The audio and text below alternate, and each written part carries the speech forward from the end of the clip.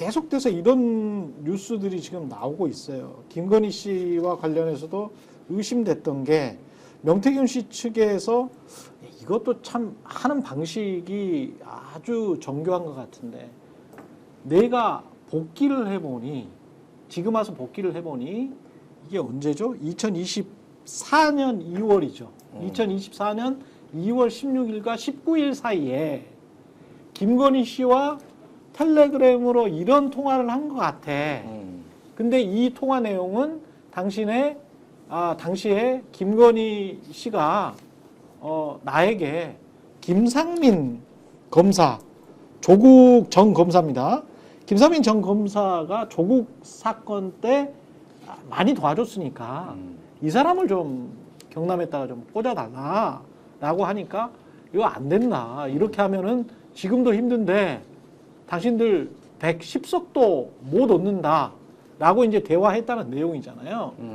이렇게 이제 흘렸단 말이지. 그러니까 뭐 아니다. 나는 뭐 그때 그 박한규도 그렇고 박한수도 그렇고 뭐 윤한홍도 그렇고 나는 뭐 그때 당시에는 전화한 적 없다. 뭐 이런 식으로 이제 이야기를 하고 있는데 보니까 이 상당히 압박하는 수준도 그렇고 명태균 씨는 이런 면에서는 천재인가 그런 느낌도 드네요. 그러니까 네. 다른 거를 떠나서 예전에 네. 이게 110석 이하로 나올 것 같다라는 얘기가 한번 보도가 됐어요. 그렇죠. 비스무리한 명태균이 네. 이렇게 예측을 했다는 게 이 사람이 보는 눈은 있구나. 그러니까 이 사람이 이게 뭐 여론조사 조작도 하고 뭐 여러 가지 문제가 있지만은 예. 보는 눈이 아주 허당은 아니구나 이런 생각이 들고, 이거는 굉장히 구체적이에요. 그러니까 굉장히 구체적입니다. 예, 굉장히, 그러니까 저는 명태균에게 허풍이 없다고 생각하진 않아요.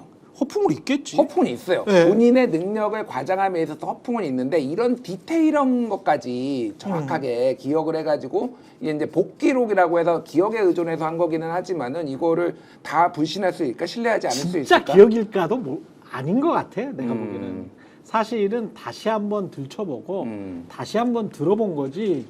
2024년 2월 16일부터 19일 사이에 내가 시점도 특정해버렸잖아. 그러니까요. 시점도 특정하고 내가 그리고 아주 구체적이잖아. 선생님, 김건희가 이렇게 말했다는 거 아니에요? 김상민 검사 조국 수사 때 정말 고생 많이 했어요. 이렇게 복귀할 수 있는 사람은 없어요. 김상민이 의창구 국회의원이 되게 도와주세요. 김영선 의원은 어차피 컷오프라면서요.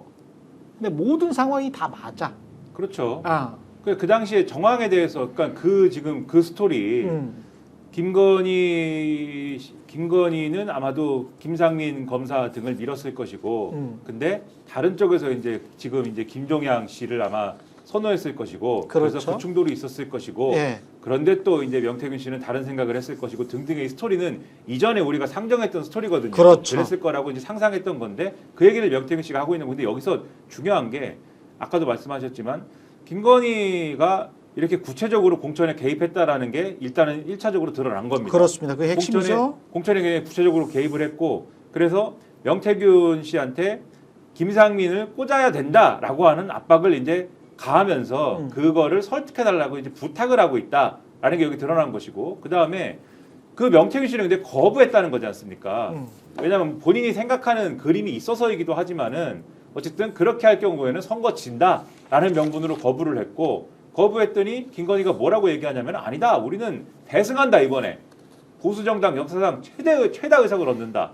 그래서 누가 그러더냐라고 했더니 이철규, 윤한홍이 그랬다. 그럼 여기서 우리가 알 수 있는 것은 김건희는 다른 루트로 지금 공천이라든가 이 당무에 개입을 하고 있는데 그 루트가 누구냐? 이철규, 윤한홍이구나라고 명태균 씨는 생각한다. 근데 윤한홍 의원이 그랬는지는 뭐 그거는 변론으로 하더라도 김건희가 그 말을 한 겁니다. 이철규, 그렇죠. 윤한홍이 그렇죠. 그렇게 말했다고. 근데 윤한홍인지는 변론으로 하더라도 네. 이철규 의원 상당히 의심스러운 게 그 당시에 공천관리위원회 들어갔잖아요. 그렇죠. 그리고 인재영입위원 그것도 하고, 맞아요. 그리고 TV조선이나 이런 데서 보도를 그 당시에 했던 게 제가 기억이 나는 게, 이미 한동훈이 비대위원장으로 오기 전에 12월부터 그런 보수 언론 이런 데서 무슨 보도를 하느냐면은, 그때 뭐 한참 뭐 혁신위가 뭐 어떻게 되고 뭐 김기현 대표가 내려가고 뭐 이런 상황입니다. 그런 상황이에요. 이게 이 총선에서 이기려면은 공천판을 완전히 이제 뒤집어서 공천을 정말 혁신적으로 해야 되는데 그러려면은 공천에 개입하고 있는 사람들을부터 제거를 해야 된다. 그 제거해야 될 대상 1. 이철규 2. 박성민 이런 사람들을 제거해야 된다. 이게 이제 보수 언론에서 하던 보도입니다. 예. 근데 박성민 의원을 언급하면서 당시 김건희 여사와 긴밀하게 소통하고 있는 것으로 알려진이라는 수사를 굳이 걷다 맞아, 붙여요. 맞아. 그래서 맞아. 근데 여기에 또 이철규 의원이 같이 언급되잖아요. 지금 명태균 음. 씨와 관련해서. 그러면 제가 보기에는 그때부터도 계속 공천 판 짤 때부터 김건희가 이런 식으로 개입을 여러모로 하고 있었구나라는 생각을 하게 하고 이철규 의원 같은 경우에 나중에 한동훈 비대위원장하고 거의 공개적으로 싸우잖아요. 그렇지. 비례대표 의원 명단에 누구는 들어갔네 안 들어갔네 하면서 거의 이틀 동안 공개적으로 기자들한테 거의 기자회견 하다시피 해갖고 싸우지 않습니까? 이런 정황을 쭉 볼 때 자 명태균 씨와 관련돼 가지고 이 부분을 정확하게 수사를 하려면은 그 당시에 공천 지난 총선 때 국민의힘 공천이 어떻게 됐는지를 다 뜯어보지 않으면은 이거는 다 이 뿌리까지 수사하기는 어려운 조건이고 명태균 씨의 결론은 뭐냐?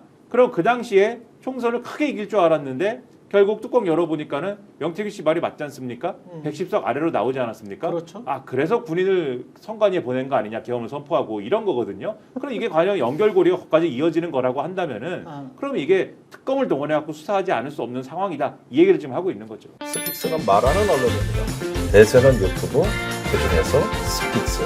좋아요, 댓글, 구독, 알림 설정. 여러분이 저희를 사랑해 주시고 우리가 여러분을 사랑하는 4가지 방법입니다.